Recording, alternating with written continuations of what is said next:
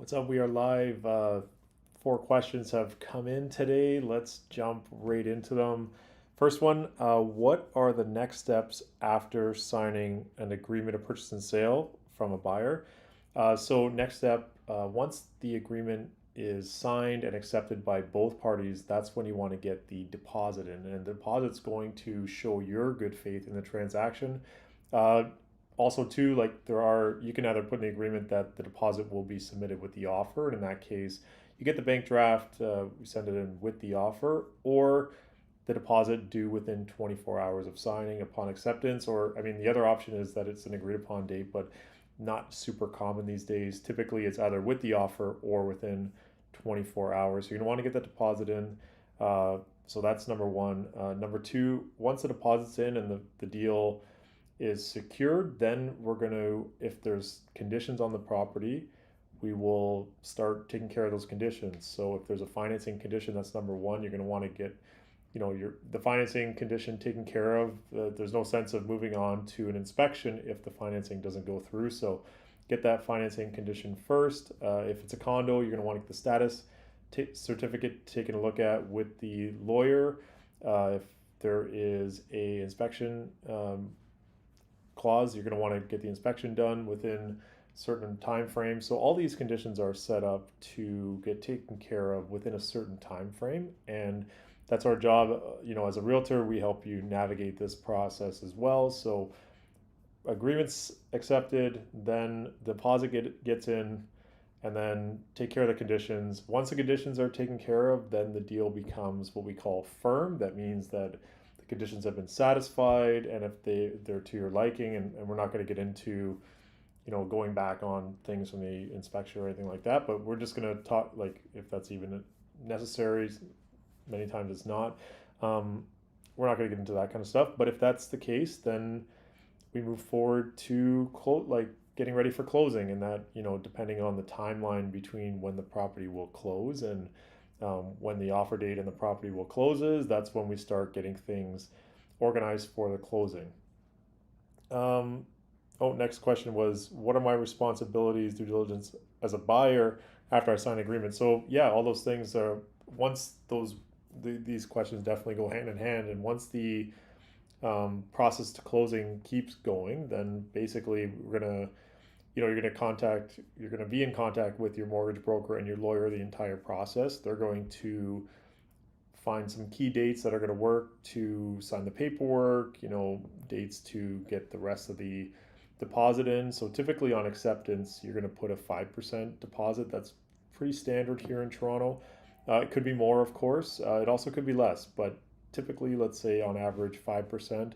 And if you're putting 20% down, then before closing, you'll be paying that remaining balance. You'll also be paying the land transfer tax here in Ontario. In Toronto, that is double as well. Any other closing costs. So, for example, if the sellers have paid, let's say the sellers have paid the tax for the year, and you purchase in October and close in October, for example, then if the sellers have already paid most of the year, you would be like kind of crediting them back for the rest of the year. So that's the adjustments and closing costs that the lawyers would take care of. The mortgage brokers will, might have to get an appraisal done on the house, might have to submit more documents, whatever that's between yourself and the mortgage broker. I would recommend, and this is one thing that a lot of mortgage brokers always tell me, is maybe not the best time to buy a car is when you're about to close, and that's always a joke that we always hear. I always see it on Instagram, but things. I had a mortgage broker friend. She's awesome. She does. She always mentions, like, to keep yourself mortgage worthy. So that means you stay the course, and you just keep things status quo until the property closes, not to overstretch or anything like that during that time. So yeah, those are buyer responsibilities, due diligence after signing the agreement, and then next steps after signing. Next question that came in, interest rates. I know everyone's been talking about them today. I mean, yeah, so the interest rate has gone up now 0.75% here in Canada, and obviously that's a significant amount, and a lot of the chatter has been about how that could be the mark where a lot of Canadians would have hit their trigger rate. So the trigger rate is applicable. So there's a couple types of, I mean, I'm not going to get into mortgage things. I'm not a mortgage broker, but for example, let's say you have a fixed rate mortgage, so the rate doesn't change for your term. You know, if it's 5 year fixed, it's the same payment the whole 5 years every month. If if you're variable, there's a couple different options, and some of the banks, so I think it's 4 out of the 6 banks, if I'm not mistaken, are like fixed variable. So that means that your price stays the same every month, but more goes towards the interest versus the principal, and that's going to keep shifting. So as interest rates go up, more and more of that payment is going towards interest. And then what happens is there's a time period, or there's a point where it's more interest than your entire payment, and that's the tough part. That's the tricky part, and that's what they call the trigger rate. So once your payments are not covering enough interest, then it's called a trigger, and then the bank might contact you and say, hey, the interest is over what you're paying. You might have to increase your payments. So that's something between you and your mortgage broker. Definitely reach out to them and see what they're saying, see where they're at, and where that's gonna lead your payments in the future.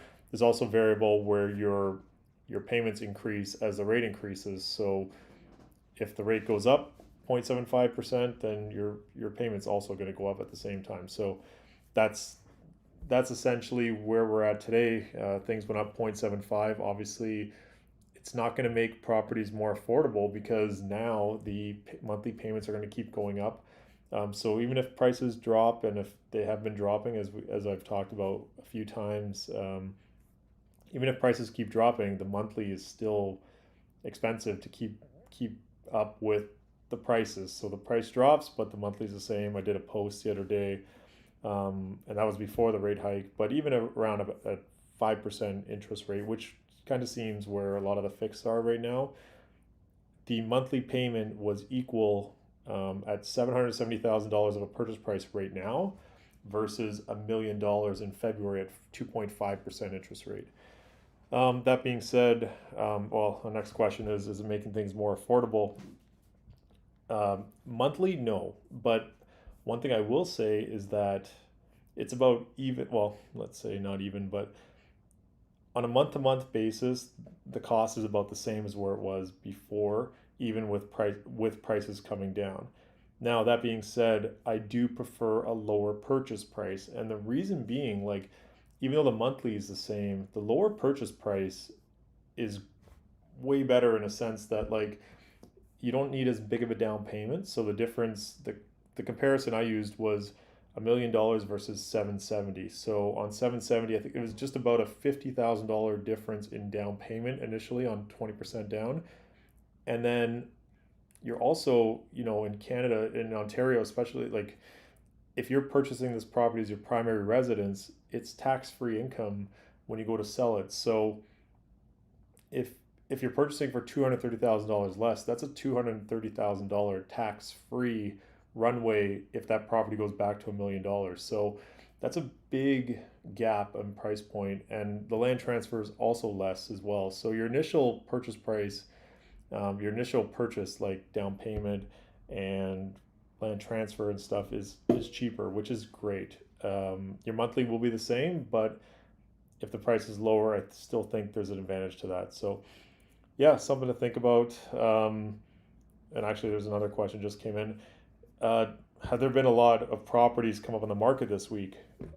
In all honesty, not really. I haven't seen a ton of stuff this week. I've seen a ton of rentals pop up here on MLS, especially in CO1, which is like the downtown core, and CO8 as well.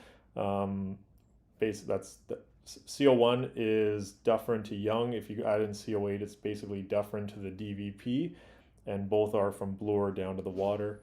And no, not a ton of stuff has come up. So I'm curious to see. I was expecting a lot more stuff. In all honesty, I thought people would wait through Labor Day weekend and then start putting stuff up. But I think what has happened is maybe people are waiting through today, which is the rate increase day, to see where things ended up and where they're going to go forward, with with the pricing, and maybe next Monday we'll start seeing more stuff, or maybe even through the weekend. But definitely not as many properties have been coming up on the market this week as I've anticipated. So that's it. That's your live Q&A. Enjoy the rest of your week. It looks like we got some sun out there, so enjoy it.